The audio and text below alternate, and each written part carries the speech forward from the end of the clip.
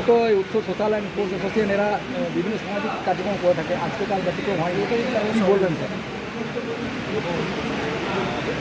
মানুষের জন্য কাজ করতে পারাটা কিন্তু এটা একটা বড় সুযোগ এবং উৎসাহ। এরা অনেকদিন ধরেই মানুষের সাথে আছে, মানুষের সাথে কাজ করছে এবং সাথে সাথে আমাদের যে রোটারি ক্লাব অফ দুর্গাপুর 1961 সালের ক্লাব, এই 65 বছর চলছে আমার, এবং আমরাও বিভিন্ন কাজকর্ম করে থাকি। তো এই যে ব্লাড ডোনেশন ক্যাম্প, এখন গরমকালে রক্তের খুব চাহিদা থাকে। তো সেই জায়গায় দাঁড়িয়ে আমাদের মনে হয়েছিল যে এই সময় যদি আমরা একটা ব্লাড ডোনেশন ক্যাম্প করতে পারি তাহলে খুব ভালো হয়, মানুষের কাজে লাগবে, দুর্গাপুরের মানুষের কাজে লাগবে।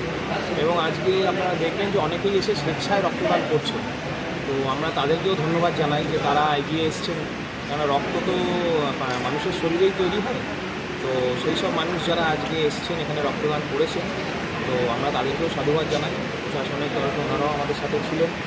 তো ভালো লাগছে আমাদের যে আমরা এরকম একটা কাজ এই সময় করতে পারি। আগামী দিনে আরও অন্য কর্মসূচি রয়েছে আপনার? অন্য কর্মসূচি আছে আমাদের। এই পরের সপ্তাহে আমরা একটা স্কুল আছে, free primary school, Kendua free primary school. ওখানে আমরা ক্লাস 1 থেকে ক্লাস 4 অবধি বাচ্চাদের আমাদের ক্লাবের তরফ থেকে, রোটারি ক্লাব অফ দুর্গাপুরের পক্ষ থেকে আমরা স্কুল ব্যাগ দেবো। তো এই ধরনের কাজ আমাদের সারা বছর হয়। এবং তার সাথে যেটা বলতে, আজকে ওয়ার্ল্ড এনভায়রনমেন্ট ডে, পরিবেশ নিয়ে আমরা এখন সবাই চিন্তিত। এই যে ছোটো ছোটো শিশু, এদের কী ভবিষ্যৎ, আমরা তাদের জন্য কী রেখে যেতে পারছি, সেটা কিন্তু খুব ইম্পর্টেন্ট।